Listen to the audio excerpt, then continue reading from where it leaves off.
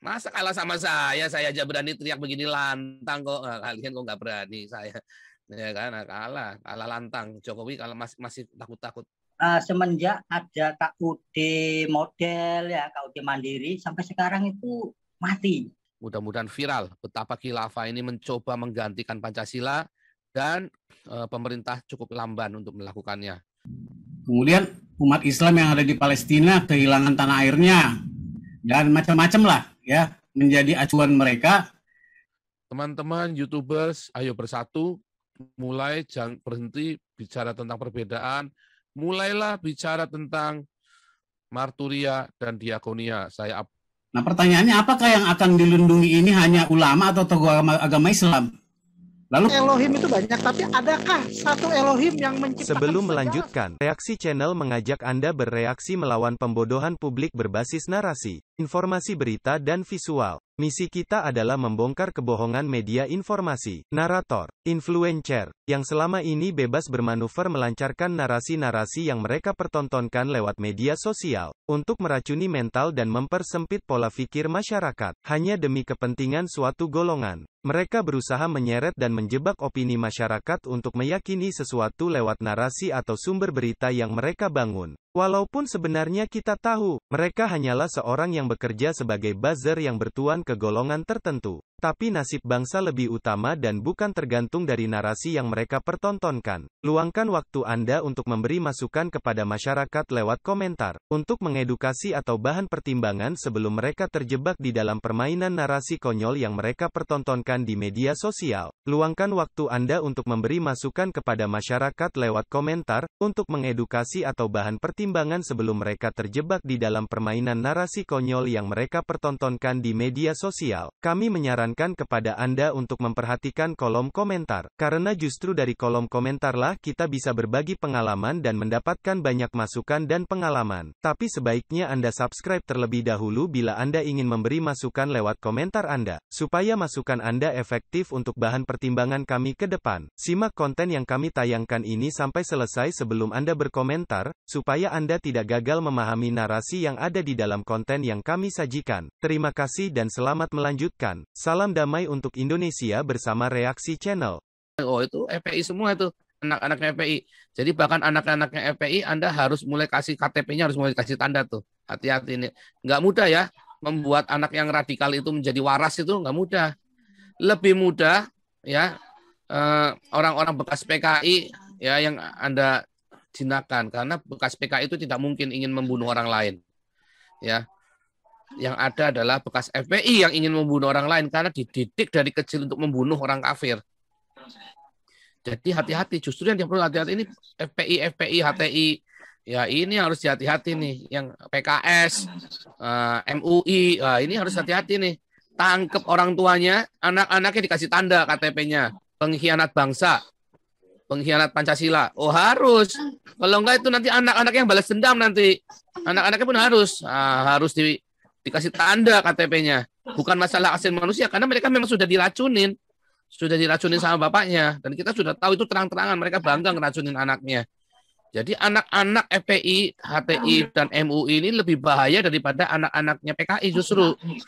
Ya, lihat sampai sekarang anak-anak PKI, semua berguna semua bagi nusa dan bangsa. Lihat anak-anaknya FPI, bangsat bajingan semua, mereka pengkhianat bangsa semua, pengkhianat Pancasila semua. Ya, jadi saya menyampaikan apresiasi saya kepada Densus 88 dan Presiden Jokowi, juga untuk BIN dan BAIS ya. Walaupun menurut saya masih kurang radikal, masih takut-takut ya. Masa kalah sama saya aja berani teriak begini lantang kok. Kalian kok nggak berani saya. Ya kan, kalah lantang. Jokowi kalau masih takut-takut. Sekalian, jangan takut, dunia internasional mendukungmu. Hari ini, kalau nggak besok ya, itu sudah masuk di Prancis. Saya bikin liputan tentang khilafah ya, di Prancis, di Jerman, dan di Belanda. Mudah-mudahan serempak, tapi saya nggak tahu mana dulu yang akan keluar, karena kita sudah interview kemarin. Mudah-mudahan viral, betapa khilafah ini mencoba menggantikan Pancasila, dan pemerintah cukup lamban untuk melakukannya. Nah, mudah-mudahan ini bisa menjadi tekanan dari dunia internasional buat Indonesia agar Pancasila kembali jaya di Indonesia dan terjadi keadilan, ketuhanan yang Maha Esa, kemanusiaan yang adil dan beradab, persatuan Indonesia kerakyatan yang dipimpin oleh hikmat kebijaksanaan dalam permusyawaratan perwakilan dan keadilan sosial bagi seluruh rakyat Indonesia terjadi bersama-sama. Dan mudah-mudahan teman-teman yang di Eropa sudah siap memviralkan berita ini, liputan ini semua, dan kita akan berdoa terus ya.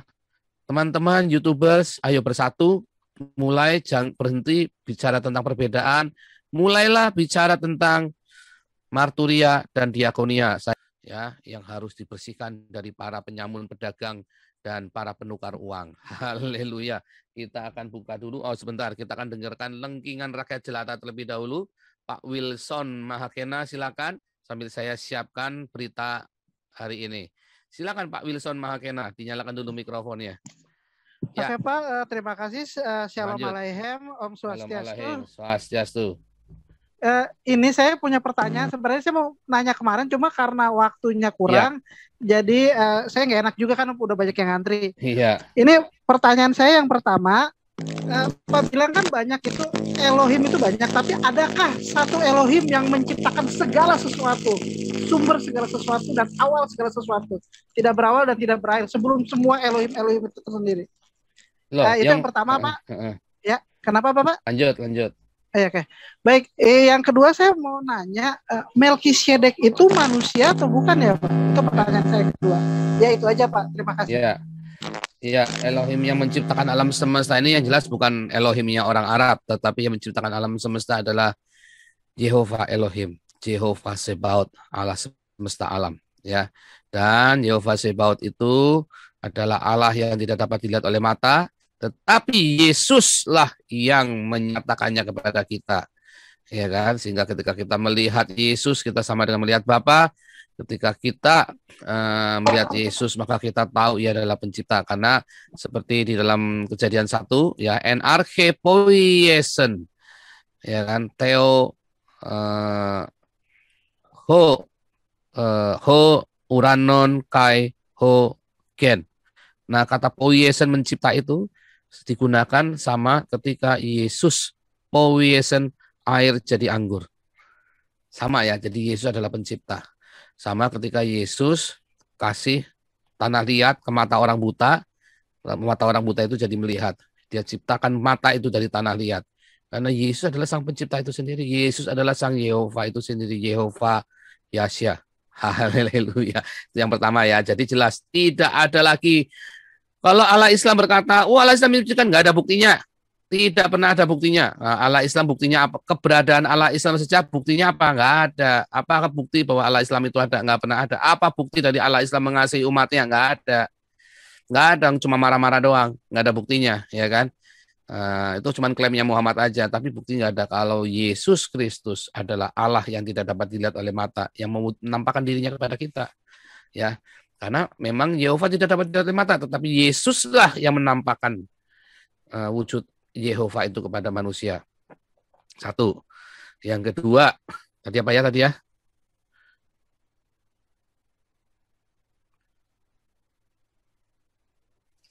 Maaf Pak, banyak Melkisedek itu siapa? Oh ya, Melkisedek itu manusia. Melkisedek itu Yesus.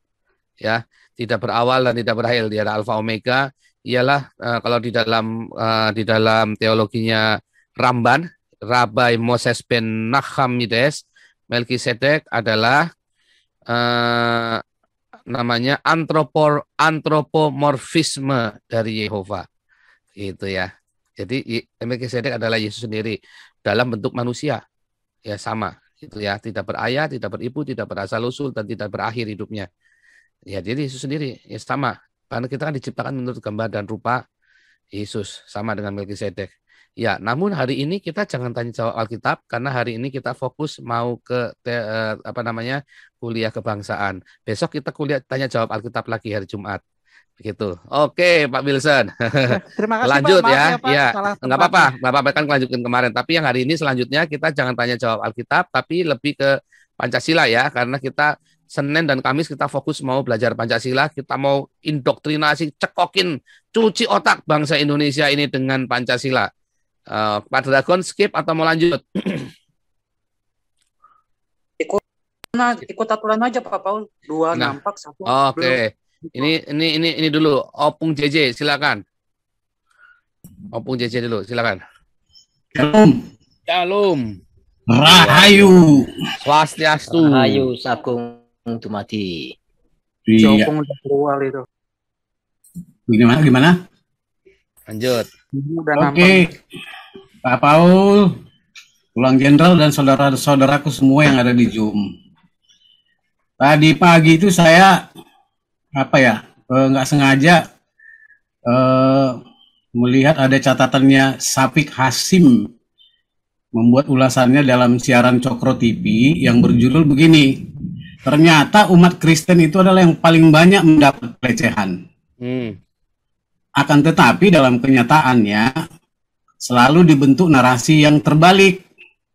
Seolah-olah umat yang paling banyak penganutnya ini justru dipersekusi, dikalahkan oleh umat yang jumlahnya hanya seupil.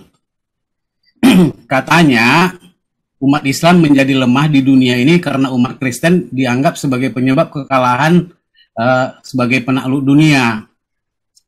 Nah, jadi di dalam hal ini umat Islam di Indonesia merujuk rejim Cina yang memusuhi umat Islam Uighur.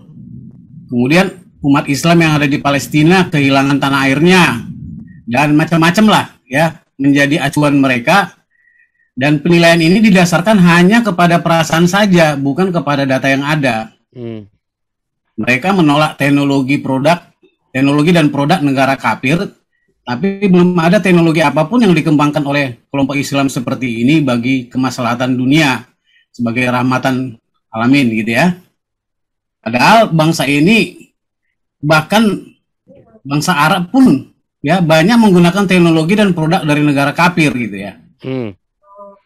Nah, kenyataannya Safik Hasim ini sebagai pengajar pada FISIP UIN, dia mengatakan bahwa umat Islam di Indonesia berpikir, beranggapan, dan berasumsi untuk membangun sebuah wacana bahwa mereka lah yang menjadi sasaran kebencian dan paling dikorbankan di muka jagat atau di dunia ini dibandingkan dengan umat beragama lainnya. Nah, kalau kita kembali kepada sejarah, menunjukkan bahwa umat Islam adalah sebagai penakluk dunia, telah merampas wilayah-wilayah yang dihuni oleh Nasrani, Yahudi, dan agama lokal lainnya. Dinasti Islam pada saat itu sejak dari Umar bin Khattab, dinasti Umayyah, Abbasiyah, dan Turki Utsmani itu bukan fiksi. Bahkan ini menjadi kebanggaan Islam sampai sekarang ini gitu ya. Nah, negara-negara yang dikuasai oleh dinasti Islam mengatur kehidupan warga negara yang beragama Islam dan non-Islam dengan konsep Darul Islam untuk wilayah yang beragama Islam dan Darul Harbi non-Islam yang harus dijadikan wilayah perang dan boleh dibunuh gitu ya. Nah, ingatan mereka ini selalu mentok kepada perang salib dan melupakan aneksasi sejarah penaklukan dinasti Islam ke wilayah-wilayah Kristen, Yahudi, dan Nasrani. Nah, pemikiran seperti inilah yang masih terus bercokol dan berkembang hingga saat ini untuk menguasai wilayah Kristen termasuk di dalam wilayah-wilayah beribadah. Contoh kemarin, ungkapan Agustan yang keberatan atas usulan izin berdirinya gereja dari berbagai denominasi dalam wilayah tertentu. Sementara keinginan orang Kristen untuk menghambat pembangunan lebih dari satu masjid dalam satu wilayah, desa, atau kecamatan tidak pernah terpikirkan seperti yang dipikirkan oleh Agustan itu gitu ya. Dan masih banyak sebenarnya pokok-pokok pikiran seperti ini. Nah, yang kedua ada juga tadi pemberitaan surat kabar yang disampaikan oleh Ahmad Saiku ya dari PKS minta dukungan dan kerjasama dengan Gerindra dalam hal mengawal RUU Perlindungan Ulama di Badan Legislatif supaya mendapat persetujuan dan pengesahan dalam waktu sesingkat-singkatnya. Kemudian Presiden PKS Sohibul Iman mengemukakan alasan untuk mengusulkan RUU tersebut antara lain adanya perlindungan terhadap ulama dan tokoh agama yang diduga paling rentan mendapat ancaman baik fisik maupun non-fisik. Nah, pertanyaannya apakah yang akan dilindungi ini hanya ulama atau tokoh agama Islam? Lalu perlindungan yang serupa untuk biksu, pendeta, pastor, ngebala, tokoh agama yang lain, apakah itu tidak diperlukan? Kemudian yang kedua, tokoh ulama dan tokoh agama paling sering katanya mendapat tindakan kriminalisasi oleh penegak hukum akibat dakwah yang mereka sampaikan.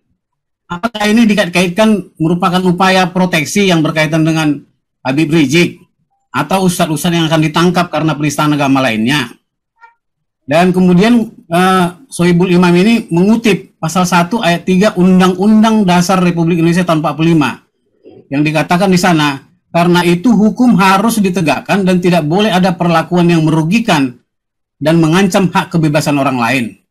Lalu apakah tindakan beberapa habib, ustadz dan para mualaf yang telah dan akan melakukan perbuatan pidana tidak terjerat dalam pasal konstitusi ini? Nah, dan yang selanjutnya, katanya ulama dan tokoh itu dianggap sebagai simbol agama yang memiliki kedudukan terhormat di mata masyarakat.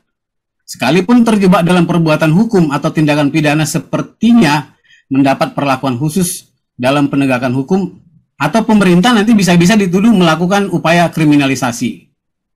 Jadi yang terakhir, saya hanya berkeyakinan bahwa kemajuan teknologi dan ilmu pengetahuan merupakan manifestasi dari hikmat dari Allah sebagai rahmat dan berkat bagi kehidupan bangsa di dunia ini.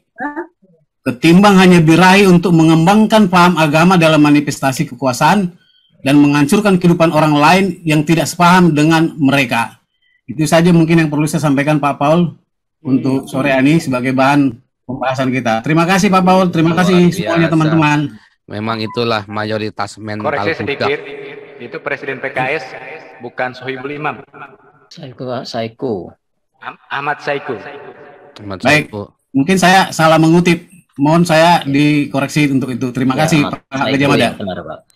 Iya, memang ini mayoritas mental budak ya, memang karena ada roh perbudakan di Indonesia, diperbudak dengan rasa takut, ya kan, mental tertindas sehingga ketika gede dikit nindas orang lain ngerasanya dia tetap ditindas. Nah, itu memang mental budak itu kan, bangsa mental budak itu. Makanya hari ini kita mau belajar kepemimpinan mental Pancasila, bukan mental budak ya, mental pemenang.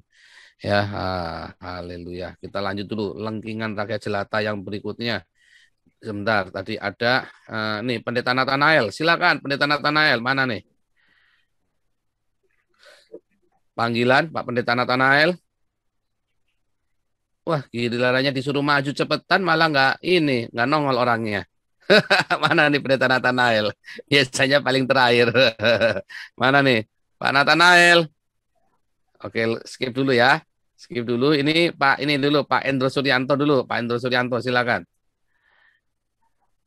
Pak Endro silakan. Oke.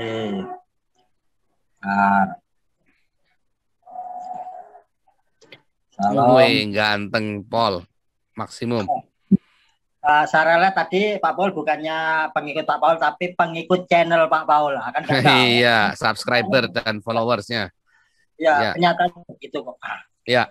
Jadi gini, tentang penegakan Pancasila itu tidak hanya ke masalah yang selama ini kita bicarakan, namun Pancasila dan UUD 45 itu akan hancur juga, digerogoti kalau melihat fenomena sekarang. Contohnya, peran KUD atau koperasi, ya itu nggak pernah disentuh sama sekali sampai sekarang. Dengan adanya Indomaret, Alfamaret, yang sebelumnya itu ada KUD Koperasi Unit Desa.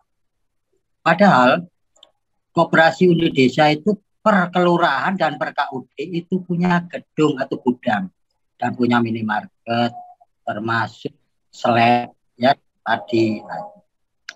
Ini semenjak ada KUD model ya, KUD mandiri sampai sekarang itu mati, betul mati ya, semenjak adanya Alfamaret atau Indomaret. Nah, di mana sekarang peran dari Menteri Koperasinya dan Perindak juga? Sedangkan daripada sekarang ekonomi syariah, ya kan? Apakah memang ini suatu perencanaan dari pemerintah? Kok tidak diudik-udik sama sekali loh KUD sampai sekarang. Berkaitan juga tentang pengadaan pupuk. Maaf Pak Saul, pupuk ini setiap musim tanam suara klasik itu mesti nggak ada pupuk. Benar, ini perlu diangkat ini, dan tidak pernah ada yang berani ngangkat. Kenapa? Nah, ini akhirnya menjadi ya kan ketahanan pangan kita itu runtuh. Karena itu banyak orang-orang yang hobinya impor. Lah itu ya, hobi impor. Ketahanan pangan, hati-hati gara-gara pupuk ya. Itu kenapa? Ayo Pak Topik dibahas masalah pupuk, karena nggak ada yang berani mengangkat selama ini. Kenapa di saat musim tanam pupuk selalu langka? Pak Topik, coba itu nanti diangkat. Sudah, hanya ini yang perlu kami garis bawahi, itu juga menjadi salah satu hancurnya ekonomi nantinya. Terima kasih Pak Paul. Luar biasa. Satu terakhir ya. Satu lagi terakhir ini, Pak Tambunan. Ya, Pak Tambunan, silakan. Salam, Bapak Paul. Shalom, swastiastu. Tuhan memberkati. Amin. Salam, Pak Jenderal Junias Tobing. Salam. Tuhan memberkati juga teman-teman yang mengikuti acara live Zoom, live YouTube. Salam, Tuhan memberkati kita semua. Yang pertama, saya ingin sampaikan bahwa tegaknya Pancasila dan Konstitusi Undang-Undang Dasar 1945 sangat menentukan masa depan negara dan bangsa Indonesia. Bila bangsa Indonesia, khususnya pemerintah, berdiri tegak di atas Pancasila dan Undang Dasar 1945, maka negara ini, bangsa ini akan diberkati Tuhan. Dan seperti yang dikatakan Ompong JJ tadi, itu tidak akan terjadi. Ya, tidak akan terjadi. Mereka mengklaim. Terima kasih Anda telah meluangkan waktu untuk memberi masukan kepada kami, dan semoga komentar Anda bisa bermanfaat untuk edukasi generasi penerus bangsa ini, terutama bagi diri kita sendiri dan untuk mereka yang mau berpikir dengan akal sehat. Karena dengan akal sehatlah kita bisa bedakan mana yang terbaik untuk orang lain, saudara, keluarga dan terutama untuk diri kita sendiri. Semoga hari-hari Anda selalu dirahmati Tuhan Yang Maha Esa. Dan sampai ketemu lagi di konten Reaksi Nusantara channel berikutnya. Salam sejahtera bersama keluarga.